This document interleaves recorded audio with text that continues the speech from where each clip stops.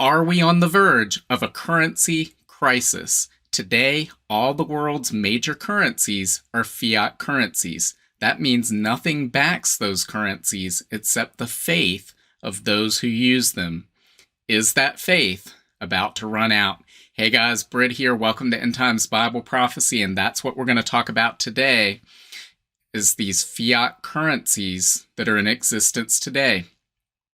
Following World War II, the global monetary system, if you want to call it that, went on to this currency system called the Bretton Woods system.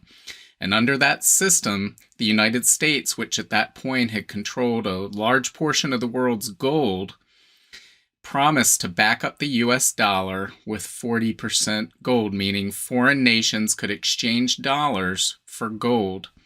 Then in August 1971, Richard Nixon closed that gold window temporarily, right? And here we are, 51 plus years later, and that temporary closure is still in effect.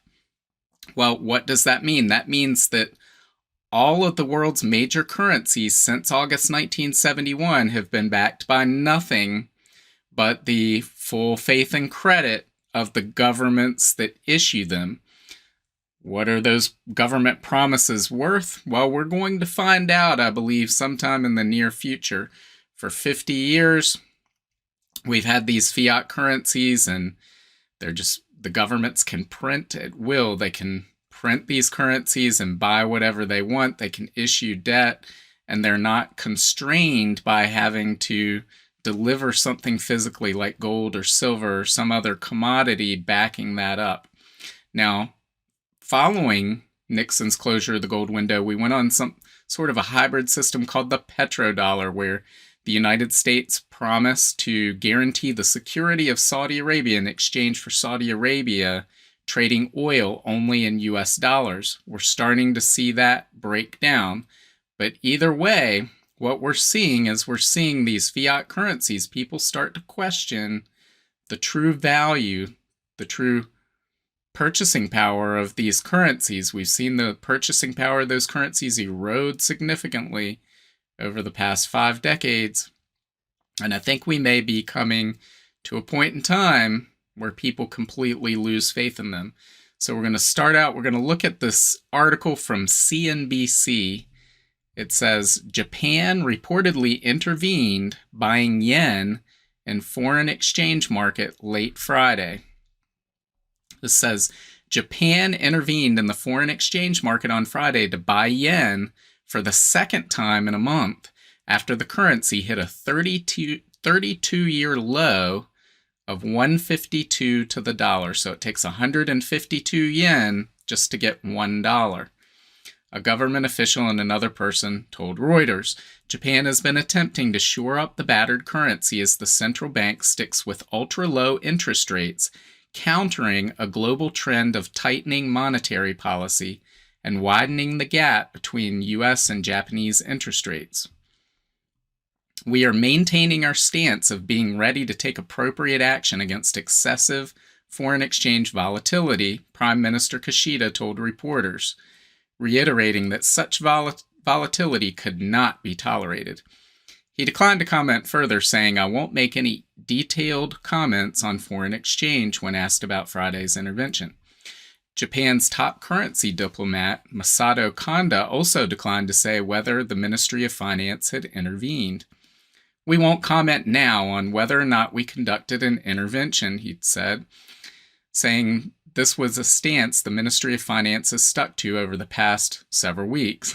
Notice they didn't stick to it before, but now they're sticking to it. He added that the ministry would not confirm whether an intervention had taken place for some time yet, signaling possible, quote, stealth intervention to engage in a war of nerves against investors selling the yen. So what's going on here? Well, these central bankers like to talk markets into certain positions. And here they're basically saying, well, we didn't say we did. We didn't say if we didn't. And they're hoping that they can keep this confidence game going, because that's what this is. This is con artistry on a massive scale, where they're hoping that people won't realize well, there's nothing there. There's no there. So we're just going to pretend and keep people thinking we're doing this so that they won't attack the currency, and we're not going to let them know what we might do. But all of this is going to break down soon.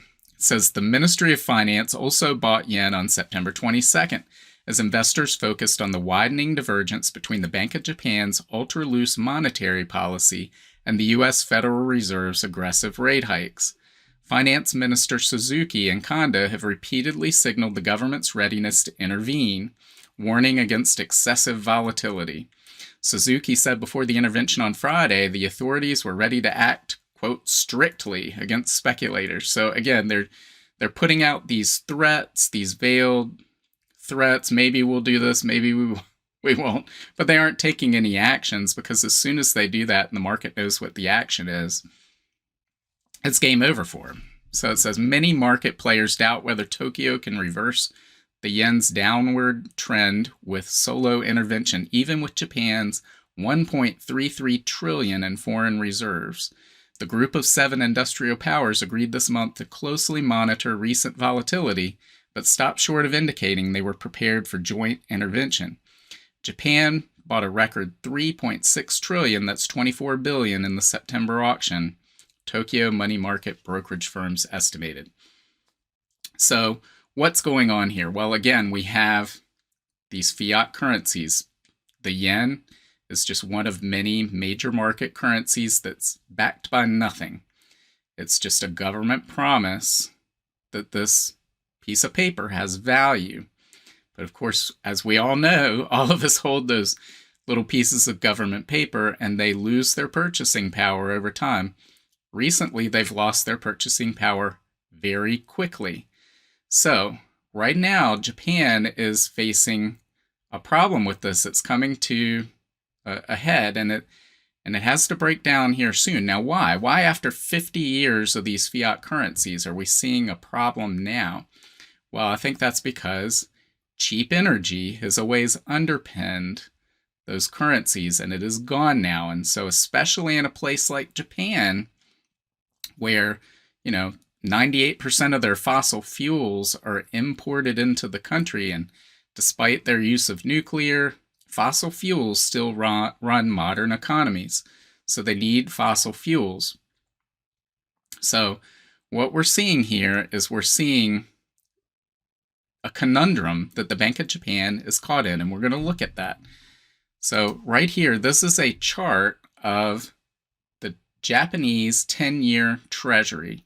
So what is this? This is a government bond. So when the government of Japan needs to spend money, they go out, they borrow yen in the open market, and they issue this 10-year bond that says, we will pay you back. Well, right now, the interest rate on that 10-year bond is 0.25%. That means if you were to lend 1,000 yen to the Japanese government, 10 years later, they'll pay you back a whopping 1,004 yen, right? And of course, the purchasing power of those 1,000 yen will be exactly the same as it is today, right? No, we all know that it's not. So why in the world would anybody in their right mind lend yen to the Japanese government knowing it's losing its purchasing power, and 10 years later, all they're going to get is a measly 0.25% in return? Well, they wouldn't. So here we're looking at a 5-year chart, and we see that this has been pinned at, it was even negative at one point, but 0 or 0.1%.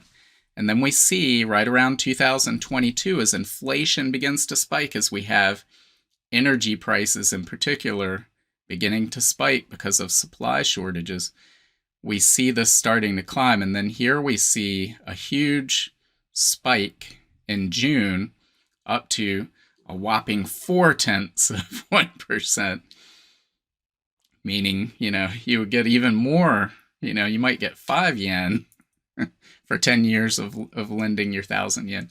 But anyway, the Bank of Japan at that time said, we are going to peg this at 0.25%. we're not going to let it go up any higher. So how do they do that? Well, they have to go into the marketplace and they have to buy these bonds and bid at them at this rate to keep it from happening. Why would they do that? Why would they be going into the market and buying their own debt, which is really just a shell game? Well, there's one simple reason why. If we look at Japan's debt to GDP ratio, this is the amount of debt the government holds relative to the production of their economy. And what we see is that the debt to GDP ratio for Japan is the highest in the world. This says it's 239.5%. I think this is a little bit dated. It's, I think, around 260% now. But that's considered very high. Under normal circumstances, most economists would say over 120% is unsustainable. And so what we're seeing here is Japan is looking at that 0.25% interest they're paying on their debt. And they know that if the free market were allowed to take over, that the interest rate would be much, much higher than 0.25%. And if the interest rate goes up on the debt they have, which is already almost 3 times their annual gross domestic product, then all of a sudden they would be in a debt spiral, meaning massive amounts of new debt would be added on year after year until interest consumed all of their tax revenue. Interest on their debt payments would consume all of their revenue. In other words, Japan as a nation would be completely bankrupt. And so in order to avoid that scenario, what they are doing is they're going out and they are buying their own debt to the point where in June of this year, Japan reached a point where the Bank of Japan now owns more than 50% of Japan's government debt.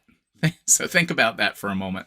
That Japan says we want to build new roads or whatever it is that the government of Japan spends its money on. It's socialized healthcare system, for instance. They issue this debt in yen, and then the Bank of Japan, which prints those yen, goes out, prints yen, buys the debt so that the interest rates don't go up. Now, what could possibly go wrong, right? Well, here's what's going wrong. By printing yen, they put more yen in circulation. And so now we're seeing the yen losing its purchasing power relative to other currencies. So this is the Japanese yen relative to the US dollar. Keep in mind, the US dollar is also losing purchasing power. But the Japanese yen's losing it even faster. And here's what we see. We see this, here's a 5-year chart on this where it's pretty consistently between, looks around 110, 1.5 to 110. For every dollar you had, you could exchange that for 105, 110 yen, or vice versa. You could take your 105, 110 yen, trade it for $1. Well, whoa, what's happened this year? We started the year off around 115, and then it started spiking up ever since. And despite these interventions, the Bank of Japan has made 5 interventions in the last 2 months, I believe it is. But they're caught in this conundrum because now they're trying to defend the yen. They don't want the yen to become 200 to 1, 300 to 1, 500 to 1. Because what is that? Well, that's hyperinflation. That means that their people are losing the purchasing power of their savings at a rapid clip. And their economy unravels. So now they're trying to defend the yen by selling foreign reserves and going out and buying this and bidding it up. But the problem that they face is they still have to print more yen in order to keep that government debt in place. If they stop doing that, if they stop buying those 10-year bonds so that the rate doesn't go over 0.25%, then the market takes over, and the market's going to put that rate much higher than 0.25%. I don't see how the Bank of Japan can keep this scenario going. It's all going to unravel because what is this? This is a shell game. Again, this is what we would call being a con artist if they were out on the street somewhere in a major city trying to swindle someone out of their hard-earned money. But because they're a big government, a big bank, we say, oh, they're making interventions. But really, they're taking it from one hand, moving it over to the other, moving it over to the other. I mean, it's like paying off a credit card with another credit card and then paying that off with another credit card. This can't go on. It has to break down at some point, and the market is forcing this issue because of the energy crisis we're in. We're in this global energy crisis, and this can't continue. So I don't know how much longer this will take place. People have been calling this for years, but again, for years, we didn't have this energy crisis. We didn't have the inflationary backdrop globally that we have now. So I think that's finally forcing the issue here. And it's not just going to be Japan that faces this conundrum. We're seeing it in the United Kingdom as well, where the Bank of England had to intervene in their markets just last month in order to keep the pound from plummeting relative to the dollar. So we're seeing these issues start to assert themselves as people wake up and realize these printed pieces of paper are worthless. These banks can print all they want, but they can't print energy, they can't print food, they can't print steel, they can't print the things that people need to live their everyday lives. And so this fraud is starting to break down right before us. Where does this all end? Well, they can default and be wiped out, but in all likelihood, they're going to try to inflate away this massive government debt they have, not only in Japan, not only in the United Kingdom, but in Europe, in the United States, Canada, Australia. All the major Western financialized economies have this problem. And they're all fiat currencies at the same time. The first time in global history that we've had all the major currencies in the world are fiat currencies. So as the system falls apart, they're going to print to try to solve the problems and fill the holes. That's just going to lead to more inflation and hyperinflation.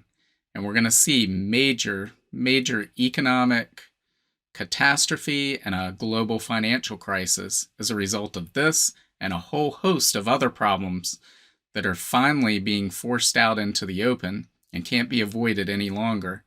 So what does all this have to do with Bible prophecy? Well, I believe all of this sets the stage for a number of things. One of those is when this currency system breaks down, what is going to be the solution of these governments? Are they going to say it's time to return to a gold standard and rein in government spending and government largesse? No. What they're going to do is say it's time for central bank digital currency because we haven't been able to control you enough. So they're going to roll this stuff out, and they're going to try to use that to maintain greater control over people's lives.